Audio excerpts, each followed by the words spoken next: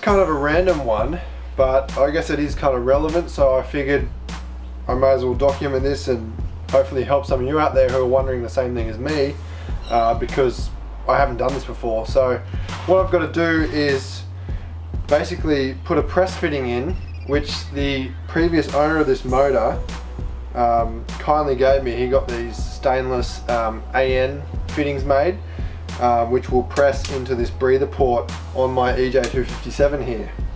So I've got one the same as this basically in the freezer now. It's been in there all day, so that is the key, I think. You've got to freeze it and basically contract it so that it will go in properly. And then the next key thing is some Loctite 648. So I've been told this is the right stuff for press fittings, so you know, I hope this holds. So actually I hope it even goes in there. But while I'm here, I might as well give you a look at the different breather setups from EJ25 to EJ20, and yeah, we'll give this thing a go and hopefully it lands in there and fits all right. So alright, so for starters, this is an EJ257, EJ25 basically. This has a secondary breather port here for the block breather, and also the regular one here, like on all the EJs. So I've got an AN fitting that fits in there, which the previous owner gave me. I've got to get something made up for there, whether I kind of press fit in another hose barb like they are stock, which I'll show you now. So moving over here, this is an EJ20. So as you can see, it doesn't have the secondary breather like the EJ25 does. And you can see it's also got the main breather here, which is just a regular big hose barb.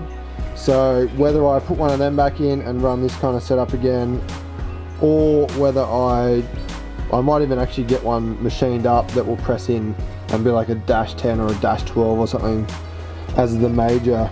I think that is kind of like the main breather for the block. So anyway, I'll go get the thing out of the freezer and we'll see how this thing actually works. Please work. Alright, so I've just had this in the freezer for a good part of the day, so I got to be quick while it's still cold and put some of that retaining compound on it and hopefully knock it in with a socket of the appropriate size. As I said, I've never done this before. Hopefully it does actually work. So a bit of Loctite.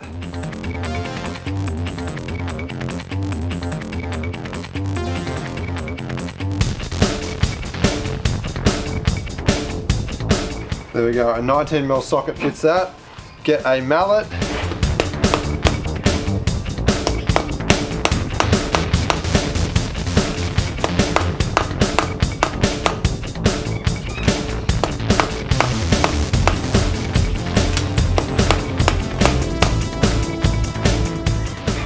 And holy shit, it's in. Wow. How cool is that?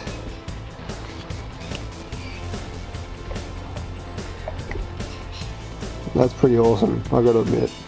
So now I've just got to basically do the same thing here. Alright guys, thanks for watching. I hope it actually helped someone. Quick video, but I thought I may as well show it because it's not really a common thing that you see done with Subis. Anyway, if you're not already following, make sure you subscribe to the channel and follow the build series on this, because it's going back in my Forester and we're going to pump up the power, and you know, I'm sure very, very soon there'll be a 6-speed swap coming as well. So yep, bye bye 5-speed. With 300 kilowatts, I think that thing's going to go. So I actually kind of lied, because you know, it was obviously a different day, wearing new clothes. Well, they're not new, they're shitty, but anyway, I basically had a thought about it and I said, fuck it, you know what, I bought a slide hammer on eBay, just a cheap kit, probably a year or so ago. I haven't really used it, so I'm going to give it a go and see if I can pull this old breather press fitting out of the old EJ207, and then basically get a -12 stainless weld on, and I'll just weld that to that and then press it in this. Alright, so this is the kit. I think this was like 50 bucks or something on eBay. It's like dirt cheap. Anyway, I bought this. Actually, I don't even know why I bought it. I think it's just because it's such a freaking good deal, and I thought, hey, might as well get a slide hammer. So I think I've only used this once for pulling out a spigot bearing. But hey, here's the second go. So basically it comes with the slide hammer itself and all these different size fittings. So these basically fit inside something, and then as you tighten that, it kind of spreads that apart. So I'm actually guessing this is probably the right size. There appears to be a little lip across the top there, so if I basically sit that in that lip and tighten that up a wee bit, and then wind the hammer down onto that, and here goes nothing. Oh, dude, how fucking good is that? Except the fact that fell out. Anyway, too easy, seriously too easy. Alright, so that is the press-in fitting. There's actually not much to it. As you can see, it's obviously machined to the right size. But anyway, my goal basically, I will put a -12 weld on. I'll just weld that on. And because my breather setup is actually still -10 and I can't really be bothered changing it, and I don't think it needs a -12, I'm actually going to just put this -10 adapter on. So then, you know, in the future when I'm running more power, I can take that off and change to -12 or whatever. So that is the basic gist of how it will be. So I'm going to weld that up, and then next thing you'll see, we'll tap this in and then we're done.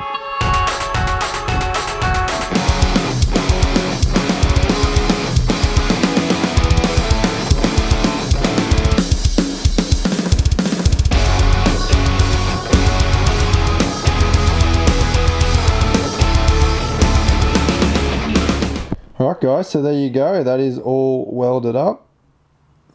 That's actually pretty sexy looking, I must admit. Bit of Stano filler rod. So, you know what, I might actually give this section a bit of black paint, if I can be bothered, we'll see. Just so it doesn't rust, because I've kind of taken the anti-rust coating off it. So as you see, the -12 to -10 adapter screws on like so. Then we can just pop this straight in the block. Alright, so that is it, all painted up. Basically I put the -10 adapter on top so that I can get this 24mm socket and put it around that to basically knock it in, as to protect the AN flare. So basically, like the other one, just your Loctite retaining compound, a little bit of that, and then we'll just tap it in. All you gotta do is tap it in. I can do that. Not too sure how much to exactly put on that, but I think that'll be plenty. Just tap it in. Just tap it in now.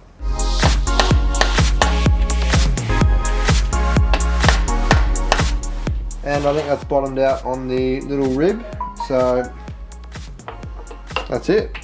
There we go. We've got a -12 or -10 if I want. Main block breather, as well as the secondary block breather, which you already saw me put in. So awesome.